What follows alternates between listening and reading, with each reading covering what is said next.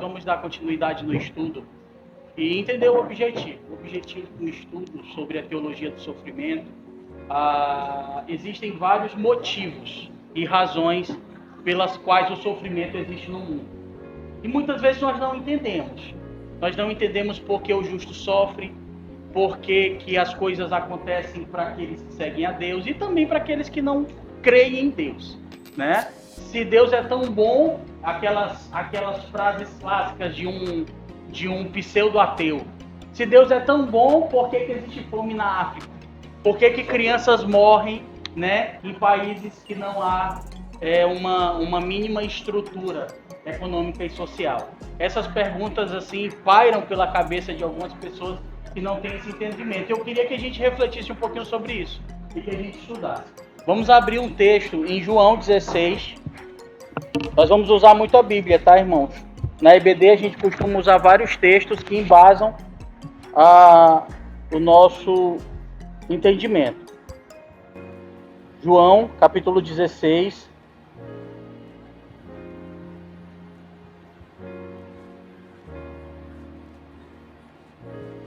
Esse 16, versículo 33, diz assim, é o último versículo do capítulo. Diz assim, Jesus ele fala para os discípulos: falei essas coisas para que em mim vocês tenham paz no mundo. Vocês vão passar por aflições, mas tenham coragem, eu venci o mundo. Esse é aquele texto clássico que Jesus ele fala para os discípulos, né? E ele diz que ele fala essas coisas para que a gente entenda que no mundo a gente terá aflição. Então o próprio Cristo, irmãos, ele está dizendo que as aflições, elas acontecem enquanto a gente está no mundo. Não tem jeito. As aflições vão vir. Elas sobrevirão pela nossa vida, para a nossa vida. E nós precisamos ter cuidado com duas coisas. Primeiro, com a vitimização. Tem gente que começa a sofrer e começa a se vitimizar. Ah, mas meu Deus, e começa... E Jesus não vitimizou ninguém não, irmão. Jesus não se vitimizou ele mesmo, que foi para a cruz. Ai, meu Deus, por que essas coisas estão acontecendo? Não. A gente precisa ter uma clareza, né? E ter cuidado com a vitimização. A segunda coisa, cuidado com a supervalorização do sofrimento. É aquilo que nós falamos na aula passada. Tem muita gente que supervaloriza o sofrimento. Acha que o sofrimento é algo que a pessoa precisa viver para sempre nele, né? E acaba trazendo as pessoas para a igreja por conta dessa supervalorização. Muitos pastores falam muito sobre sofrimento, valorizam demais esse sofrimento da pessoa ao ponto dela não ver outra solução a não ser continuar sofrendo. E tratamos muito sobre quando você vai para uma igreja e um líder, alguém que está com o microfone, um pastor talvez, no púlpito ele fala que você vai parar de sofrer, que se você fizer isso, o sofrimento acabará. E a pessoa volta para casa e o sofrimento acontece. O sofrimento continua. Ela volta para casa agora com sofrimento e culpada, achando que a culpa é dela. Então a gente tem que ter cuidado com a vitimização, com a supervalorização e terceiro e último cuidado que a gente tem que ter com a falta de fé. Deus continua fazendo milagre. Deus continua curando. Deus continua realizando o seu propósito nas pessoas. Nós lemos um texto tão bacana no domingo passado, que foi sobre a prisão de João. Perdão, a prisão de Pedro. Pedro foi preso e Tiago foi morto. Quando Pedro foi preso, o que Deus fez para libertar Pedro da prisão? Deus mandou um anjo, né? Para abrir o cárcere e ele ser liberto. Né? E aí o que aconteceu?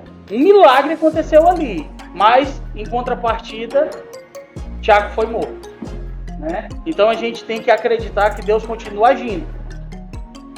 E aí, irmãos, para a gente continuar na aula de hoje, nós vamos falar um pouquinho dos tipos de sofrimento. As razões, encontrando na Bíblia, os tipos e as razões que o sofrimento veio sobre algumas pessoas que estão escritos na Bíblia, certo? Aí eu queria que a gente visse alguns. Por exemplo, vamos abrir em João 15, João capítulo 15, versículo 18, para a gente entender o primeiro tipo de sofrimento. O primeiro motivo, ou a primeira razão pela qual ou pelas quais uma pessoa sofre, é por conta da perseguição de ser cristão. O texto é bem claro. Se o mundo vos odeia, vocês saibam que antes odiou a mim. Se vocês fossem do mundo, o mundo amaria o que era seu, mas vocês não são do mundo, pelo contrário, eu dele os escolhi, e por isso o mundo odeia vocês. Então, irmãos, um dos primeiros motivos que o cristão, nesse caso, é perseguido, é por ser cristão. O próprio Jesus deixou claro, né? E às vezes a gente não sabe porque que no trabalho, na família, algumas coisas acontecem para nos chatear, para nos perseguir. Entenda, é porque é cristão. E ponto. Segundo motivo, ainda no Evangelho de João, capítulo 5, versículo 14. Esse aí, irmãos, é aquele trecho que Jesus vai no tanque de Betesda e cura um paralítico de 37 anos que não andava. Ele esperava a água se movimentar, aí um caía primeiro e era curado. Jesus chega lá, cura o cidadão. Aí ele encontra o cara dentro da igreja, capítulo 5, versículo 14. Quando ele diz assim, ó, você está bom, agora vai e não peques mais para que não aconteça coisa pior. Às vezes, o sofrimento e a razão, ela sobrevém sobre a nossa vida porque a gente faz burrada. Pelas escolhas ruins da nossa vida. Pelas coisas ruins que a gente acaba decidindo, o sofrimento vem. Então, o segundo motivo que o sofrimento vem, ou segunda razão, é pelas escolhas. Jesus deixou claro para aquele cara, não faça mais nada de errado para que não venha algo ruim na sua vida, né? Terceiro motivo, Gênesis 3,17. Esse é bem clássico, né? O que aconteceu lá em Gênesis 3,17, irmãos? O pecado sobreveio no mundo. E o versículo diz assim, e Adão disse, por ter dado ouvido à voz da sua mulher e comido da árvore que eu lhe havia ordenado que não comesse, maldita é a terra por sua causa, e em fadigas você obterá dela o sustento durante os dias de sua vida. Terceiro motivo, a terceira razão do sofrimento, consequência do pecado. Irmãos, note que existem vários motivos porque o sofrimento paira na vida de uma pessoa. Deus disse a Adão isso, que a terra será maldita, que ele obterá dela o sustento com muito suor. Então imagine, a terra já é maldita. O pecado já traz sofrimento, a causa. As escolhas podem acelerar esse sofrimento. E a perseguição por ser cristão pode também trazer esse sofrimento. Em quarto ponto, Romanos 8, 19 a 22. A ardente expectativa da criação aguarda a revelação dos filhos de Deus, pois a criação está sujeita à vaidade, não por sua própria vontade, mas por causa daquele que a sujeitou, na esperança de que a própria criação será libertada do cativeiro da corrupção para a liberdade da glória dos filhos de Deus. E o 22, porque sabemos que toda a criação a um só tempo geme e suporta angústias até agora. Esse texto, o apóstolo Paulo é bem profundo nisso. Ele fala do mundo, né? Ele fala da criação. O que Deus fez está sujeito à vaidade. Irmãos, é muito interessante isso. Quando Gênesis mostra pra gente a queda do homem no capítulo 3, e Paulo, entendendo isso, inspirado pelo Espírito Santo, ele diz, olha, tudo que há no mundo, tudo que foi criado agora está sujeito não por sua própria vontade, mas por causa daquele que a sujeitou à vaidade. Então, imagine, Jesus, começamos lendo aquele versículo que Jesus diz, né? No mundo tereis aflições. Olha só, quando a gente começa a olhar só para o mundo, quando a gente começa a olhar só para a queda de Adão, quando a gente começa a olhar só para a dor que tem de tirar o sustento da terra, quando a gente começa a olhar só para a criação que está sujeita à vaidade, só para as consequências do pecado, a gente começa a supervalorizar o sofrimento. Só que Jesus, ele não termina o texto no mundo tereis aflições, ele termina dizendo assim, porém, tenham bom ânimo. Quem venceu o mundo? Cristo venceu o mundo. Você entende como ele se manifesta para trazer um alívio a tudo isso? Mas nem todo mundo abriu os olhos para ver. Nem todo mundo caiu as escamas dos olhos para ver que aquela leve e momentânea tribulação produzirá no futuro. E tem mais, tem um último, tá? Em 1 Reis, fala de um profeta que desafiou alguns profetas de Baal. Quem lembra dele? Elias, exatamente. Em 1 Reis, no capítulo 19, versículo 1. Irmãos, Elias ele foge para Horebe depois que ele recebe uma notícia que uma mulher queria matá-lo. E ele se entristece muito e começa a viver uma vida muito triste. Fugindo, andando por 40 dias sem comer, 40 noites, até chegar numa caverna, ali dormir por mais vários dias. Os sofrimentos também podem vir na nossa vida por problemas emocionais, né? Às vezes, problemas emocionais, eles também trazem sofrimento. Eles são alguns motivos de sofrimento na nossa vida. E Elias é um exemplo disso. Um homem de Deus, usado por Deus, que foi usado para fazer manifestações assim que a gente nem imagina hoje, né?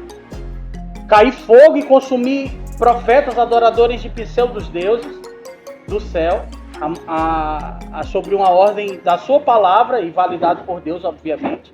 Mas e quando a mulher se levantou dizendo que ia matar Jezabel, né? Ele foge e ele entra em profunda depressão. Muitas vezes a nossa mente ela pode nos sabotar, irmão. Muitas vezes a nossa mente ela é muito perigosa porque ela age no silêncio. Aí quando a gente fica imbuído dos nossos pensamentos, às vezes aquilo pode também nos trazer sofrimento. E a gente tem que orar, né? Pedir a Deus ajuda, porque não é fácil. Então, irmãos, eu queria fazer uma observação aqui. Falamos 5 pontos ou 5 razões ou motivos de tipos de sofrimento. Primeiro, por perseguição da igreja, por burradas da vida, por consequências do pecado, por fazer parte de um mundo caído ou até mesmo por problemas emocionais. Contudo, eu quero que você não fique triste quando a aflição vir sobre você. A gente não pode ficar triste, porque existe algo maior do que a aflição. O que a gente tem que entender é ser realista. Os problemas existem. E por que vem o sofrimento?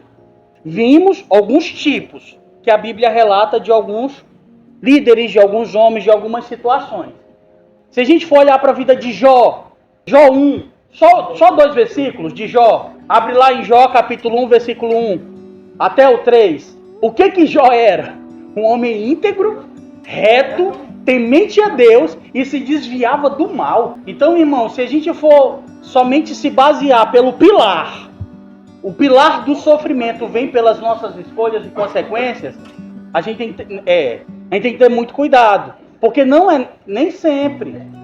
Não é assim. Por exemplo, um outro texto, ó. E olha o que aconteceu com Jó, né? O cidadão perdeu tudo. Enfim, todos nós conhecemos a história de Jó, a gente não vai se aprofundar. Teve um propósito de Deus para a vida de Jó ali.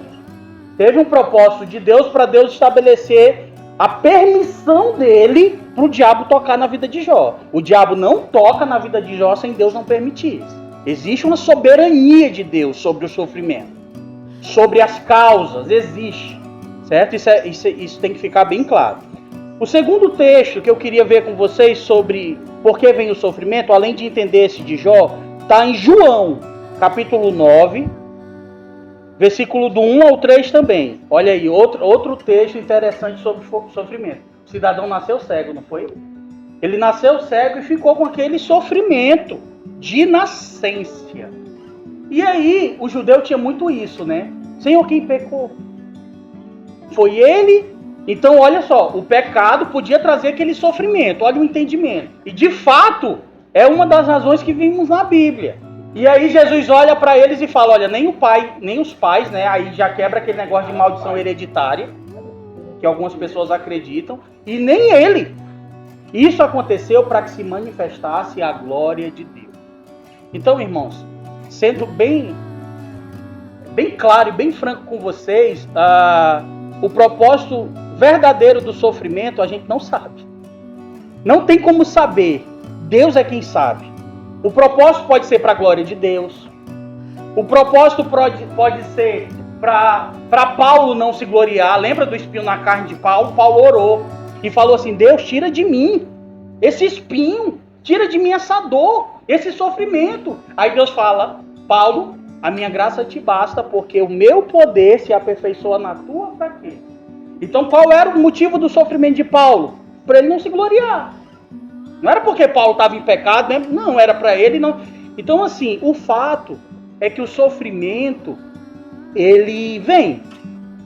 Por quê? Nós não sabemos. Deus sabe. E por isso nós temos que orar como Paulo fez. Existem determinados milagres e manifestações milagrosas que somente o Messias faria, né? Que seria sinal. Isso já diz nos profetas. E aí, isso é um dos casos, né? Que ele se manifestaria. Quando o João Batista manda os discípulos dele seguirem Jesus, aí João manda os discípulos falarem assim, ó: pergunta se ele era o que viria, que estava escrito. Aí o que Jesus responde? Vejam, os cegos veem, os coxos andam, as boas novas são anunciadas. Então ele estava validando o que já estava escrito sobre ele, né? Então é isso também. Não é que a gente nem sempre vai ter uma resposta. Talvez nem sempre a gente vai ter a ausência do sofrimento. Deus vai responder, ele responde. Talvez não quando a gente espera ou quando a gente quer, mas ele responde, ele responde. Ele usa alguém, ele usa a Bíblia. Teve uma vez que eu vinha aflito, rapaz, no tempo da floresta, porque a gente estava em célula e tinha o Jean, os meninos lá que a gente cuidava. E eu vinha aflito daqui da mãe até a casa do Jean, ia ter, eu acho que era discipulado, alguma coisa, com a turma. E eu vinha triste, e vinha no caminho andando, perguntando para Deus algumas coisas em oração. Eu não lembro o que era, eu não lembro o que eu vinha aflito, o que eu vinha questionando, mas eu vinha muito triste. Irmãos, quando eu cheguei na casa da Dona Glória, da mãe do Jean, quando eu pisei na área, o cara me viu e falou: queria orar em você. Aí me levou para uma salinha do escritório, mandou ajoelhar e ele falou tudo que eu vinha orando no caminho até a casa dele. Foi Deus, irmão. Deus responde. Eu nunca esqueci disso. Deus usa as pessoas para falar conosco. Deus responde. E aquilo me trouxe o quê? Paz, conforto. Não resolveu o problema, mas trouxe uma resposta. Quando a gente está aflito, irmãos, Deus responde, né? Pode ser como Ana, na oração lá, pedindo para ficar grávida. Deus, ele responde. O propósito do sofrimento, a gente não sabe ao certo, mas falei já de Paulo, né? Essa história do espinho da carne de Paulo está em 2 Coríntios, capítulo 12, versículo 7. E para Pedro, vamos ler lá em 1 Pedro. 1 Pedro, capítulo 4, versículo 12, diz assim, ó. Eu vou ler aqui para vocês. Amados, não estranhem o fogo que surge no meio de vocês, destinado a pô-los à prova, como se alguma coisa extraordinária estivesse acontecendo. Pelo contrário, alegrem-se na medida em que são coparticipantes do sofrimento de Cristo, para que também na revelação da sua glória vocês se alegrem exultando. Para Pedro, os problemas, eles eram como fogo. Eles vinham para purificar. Para Paulo, ele via para não se gloriar.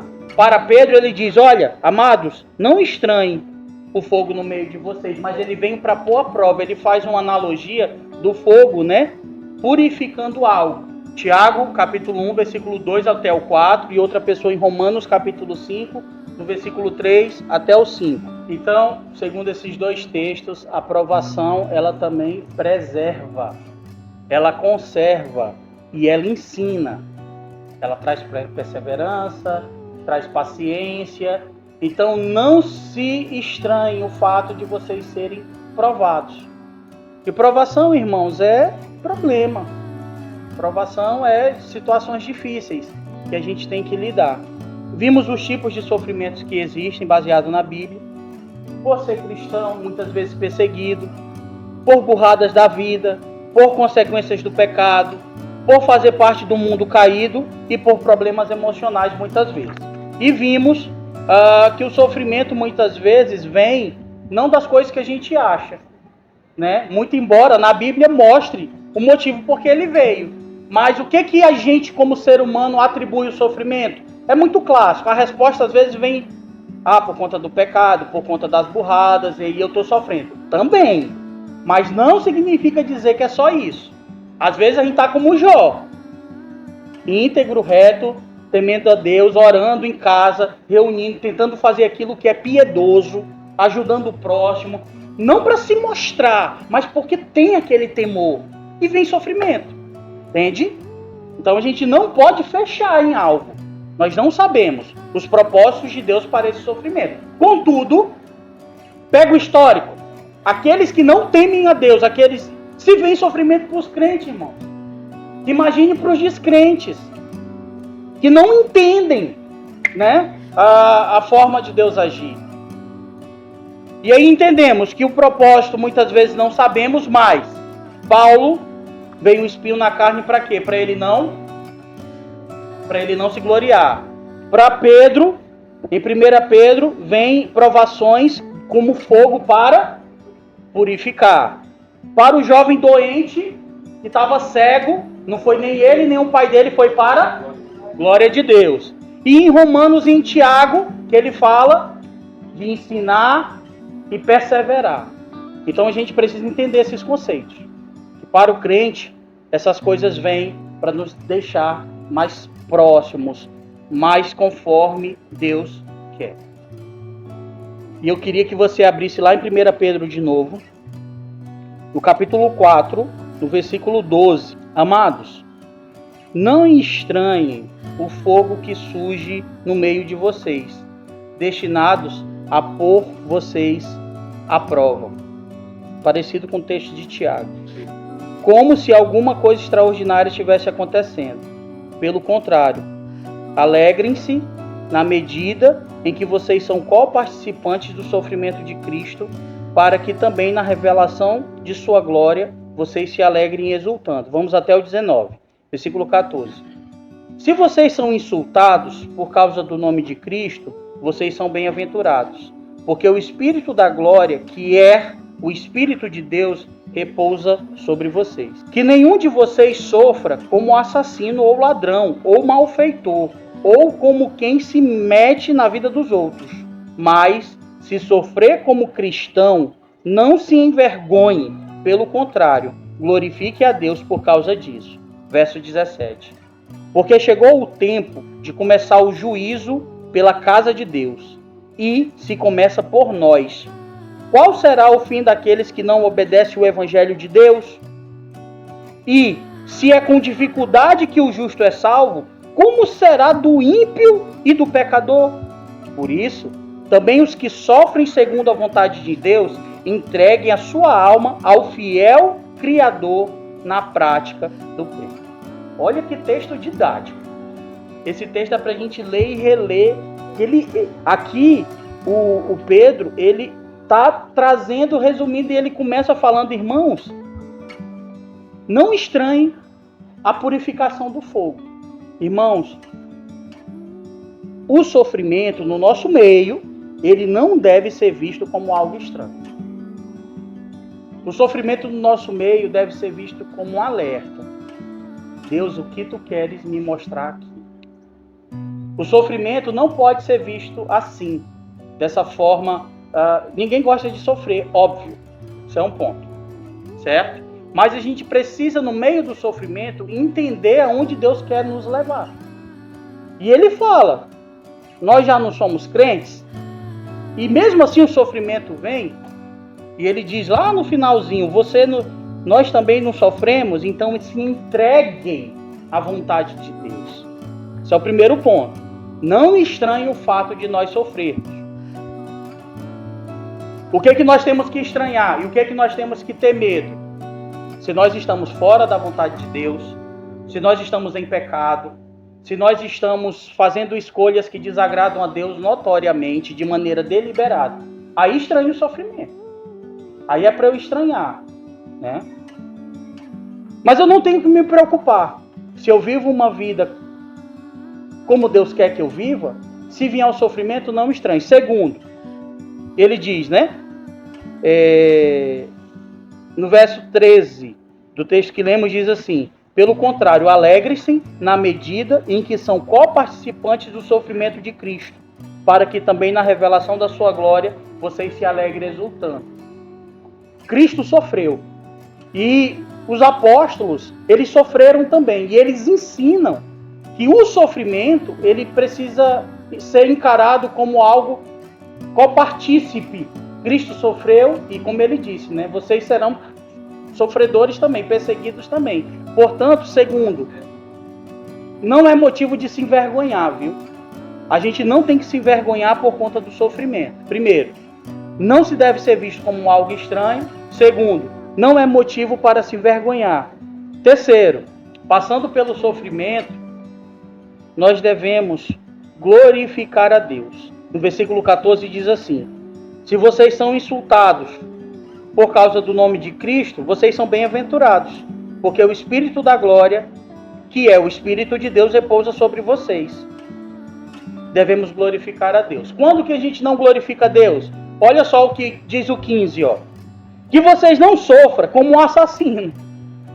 Que vocês não sofram como um ladrão, um malfeitor, ou como alguém que se mete na vida dos outros, mas sofra como um cristão. Você está entendendo? Se você mata alguém, você está sofrendo as consequências do quê? Do pecado do homicídio. O que Pedro está dizendo para a gente, olha, não sofra como alguém que se mete na vida dos outros. Alguém que se mete na vida dos outros vai sofrer uma consequência. Se a pessoa ficar sabendo, ela vai criar uma rixa, uma briga desnecessária. Então a gente precisa entender, olha, eu estou sofrendo como o quê? Não, estou sofrendo como cristão. Então se glorie. Ele é muito didático, Pedro. Ele não era igual Paulo, né? Que Paulo rebusca a palavra e ele fala de uma maneira muito apologética. Pedro não, olha. Pessoal, a gente sofre. Mas que a gente não sofra como um assassino, como um malfeitor, como alguém que como alguém que se mete na vida dos outros, como um ladrão. Mas, se você sofre como um cristão, não se envergonhe. Pelo contrário, glorifique a Deus. Quarto ponto. Se nós sofremos que temos Deus, imagine quem não tem Deus. E aí, irmãos, o pastor Breno ele tem trazido a igreja, né, o fato da gente cumprir o ID, que é correto, a gente tem que cumprir o ID, isso é ponto. E aí nós começamos a ir em alguns hospitais, né, e as pessoas estão sofrendo lá dentro. E muitas vezes as pessoas não entendem. Aí eu pergunto para vocês, o assassino está sofrendo, com consequência dos atos dele. O ladrão também. Eles não têm Deus. Se eles estão sofrendo, se nós sofremos, imagine eles. Então, por que a gente está estudando sobre a teologia do sofrimento? Para despertar em nós não somente o entendimento do sofrimento sobre a vida do crente, mas o amor e a misericórdia sobre aqueles que não têm Deus. O sofrimento é grande, irmãos. Pessoas estão perdidas. Pessoas não sabem para onde ir. Pessoas estão sobrevivendo. Porque viver, elas estão ali vivendo um dia depois do outro. E cabe a mim e cabe a você a gente levar que existe algo além do sofrimento. É mais ou menos o que diz no verso 17. Ó. Pedro ele encerra dizendo o seguinte: porque chegou o tempo de começar o juízo pela casa de Deus. Ele está falando aqui, ó, pelo nosso meio, pelos judeus. E se começa por nós, qual será o fim daqueles que não obedecem ao Evangelho de Deus? E se é com dificuldade que o justo é salvo, olha Pedro, né? Como que será que o ímpio e o pecador será? Por isso, ele, no último versículo, também os que sofrem segundo a vontade de Deus, entregue a sua alma ao fiel Criador na prática do bem. E ele encerra com 2 pontos. Confie sua vida a Deus. E não deixe de fazer o bem por causa do sofrimento. Que às vezes o sofrimento ele tenta nos isolar, tenta nos, igual Elias, né? Nos deixar obtusos, alheios às coisas. Mas a gente precisa confiar no Criador da nossa alma. Amém, irmãos? Então a gente encerra com esses princípios, tá, de 1 Pedro, capítulo 4, que é muito prático, dizendo que a gente não deve achar estranho o sofrimento. Segundo, não é motivo para se envergonhar. Terceiro, precisamos passar por ele glorificando. Quarto, se nós sofremos, imagina quem não tem Deus. Quinto, confie a sua vida a Deus no sofrimento. E sexto, continue praticando o bem independente de qualquer coisa. E assim a gente finaliza o estudo. Lembrando que no domingo que vem, o pastor Breno vai encerrar a teologia do sofrimento e vai iniciar um novo ponto para fechar o ciclo de estudos, tá? Desse tema. Vamos orar, irmão, vamos ficar de pé. Feche os olhos, agradece ao Senhor por essa manhã, nesse lugar. Senhor, nós queremos te agradecer por estarmos aqui. Obrigado, Pai, por o Senhor ter nos despertado para vir à tua casa, para aprender da tua palavra. Ô Pai, firma em nossos corações a tua palavra, para que nós não pequemos contra ti, Senhor. Nos ajuda, Senhor, a conservar puro o nosso caminho com a tua palavra. Nos ajuda, Pai, como diz o Salmo, Pai, a ser lâmpada e luz a tua palavra nos momentos mais escuros da nossa vida. Nos despede, Pai, em paz, nos leva para as nossas casas, Pai, que possamos ter um domingo abençoado e que no final, Pai, da tarde, início da noite, possamos estar aqui para te louvar e para te cultuar, em nome de Jesus. Amém.